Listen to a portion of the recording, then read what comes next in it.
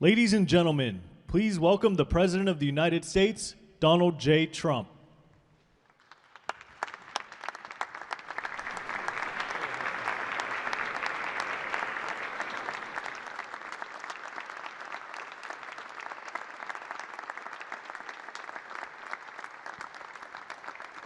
Well, thank you very much. This is a big day and lots of people watching, and especially from other countries, the leaders of, as you know, the other countries, because we have a large group of leaders, and the ones that aren't here are watching on Zoom. I hope they enjoy it. And the press, we appreciate it very much, so respectful. You've been so respectful of what we're doing. What we're doing is very simple, peace. It's called the Board of Peace, and it's all about an easy word to say, but a hard word to produce, peace. But we're going to produce it, and we've been doing a really good job, and some of these leaders that are with us have helped me very much during just this first year. We have a first year like probably no other ever in our country, because we settled 8 wars and I think a 9th to come. It's turned out to be a tougher one. I thought that was going to be the easiest one. But with war, you never know what's easy and what's not so easy. But we've had a great relationship, and I've become friendly with so many of the people. And I appreciate you being here. These are great people. These are great leaders. And the people that are watching by closed circuit and open circuit in many cases, they're so proud of it. They want it to be open. But they've become incredible friends of mine. And, you know, we rebuilt our country in my first term, and now we're at a point that the United States has never seen before. We broke 50,000 on the Dow. They said that would take 4 years. We broke 7,000 on the S&P. They said you couldn't do that within 4 years. It would be impossible. And when I came in, they were all saying, if you could get to anywhere close to 40, 45,000, it would be amazing achievement over 4 years. Well, we hit 50,000 in the first year, and we hit 7,000, which was actually tougher to do, according to the Wall Street geniuses. We hit 7,000 in the first year. They said it could take 4 or 5 years. They'd be very happy. It would have been a great job. We did it in 1. But we're doing a great job. Board of Peace is one of the most important and consequential things I think that I'll be involved in. We've been involved in a lot, and really I've been involved in a lot with the people up here. We work together on ending wars with their country. Some of the wars were 32 years long, 32, 34, and a 37. That's a long time, and we ended it in about 2 days, each one of those.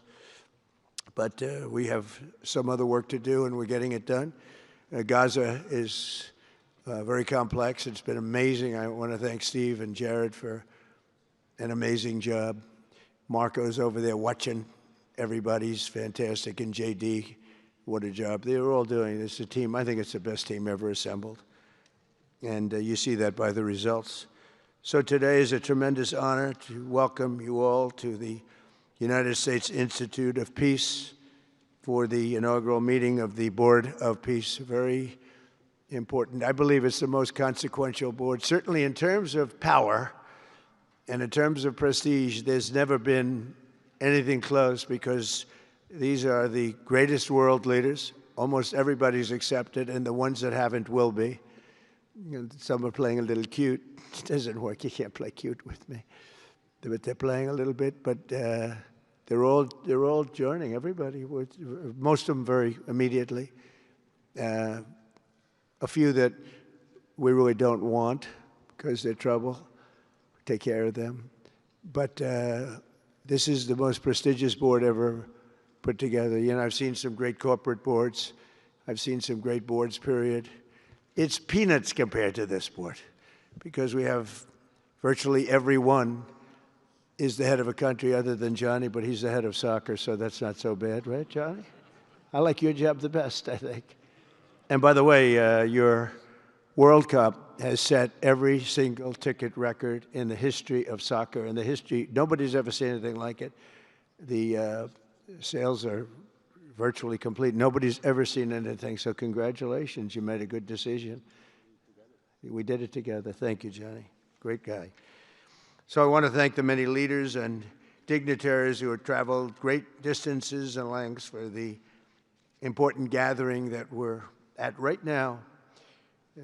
This building was built for peace, and nobody knew what to name it. And then Marco named it after me. I had nothing to do with it. I swear I didn't.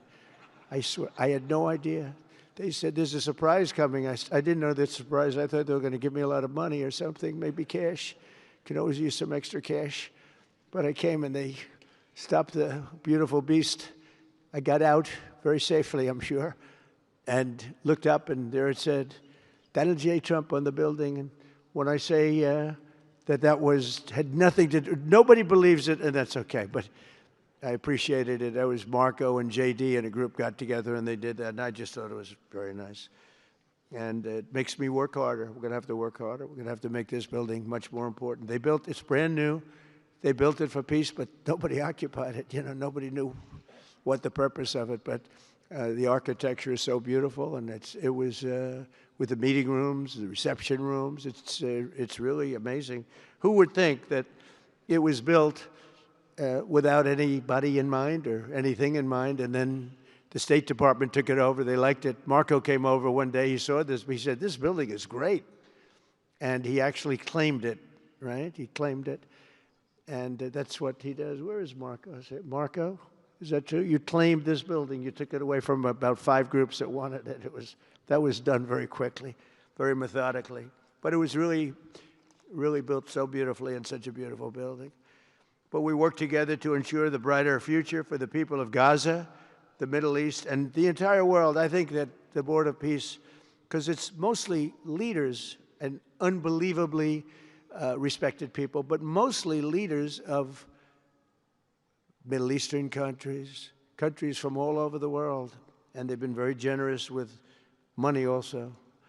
And the United States, which I'll say in a moment, is also very generous with money because there's nothing more important than peace.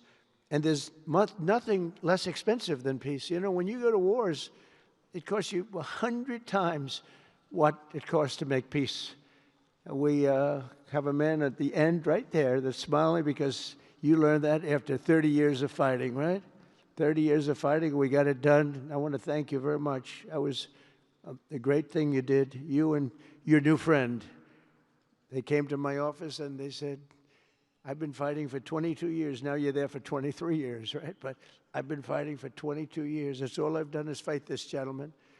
And his counterpart was there for 7 years. He said, I've been there for 7 years. All I've done is fight this gentleman.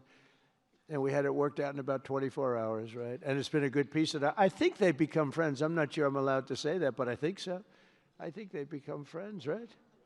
Right. Great. Stand up. Stand up. These are 2 tough cookies, too. You think that was easy? It wasn't easy. These are 2 tough people, good people, but tough people. But, we're in the Oval Office, and we were getting near. But the one was at one side of the room. I have 2 chairs right in front of the desk, the beautiful, resolute desk. One's over here. One's on the other side of the room. I said, folks, could you get a little closer? Well, I don't know. They felt very uncomfortable. They've been killing each other for 32 years. So I say, can you get a little closer? After 1 hour, they were right next to each other. We made a deal. They hugged. They signed.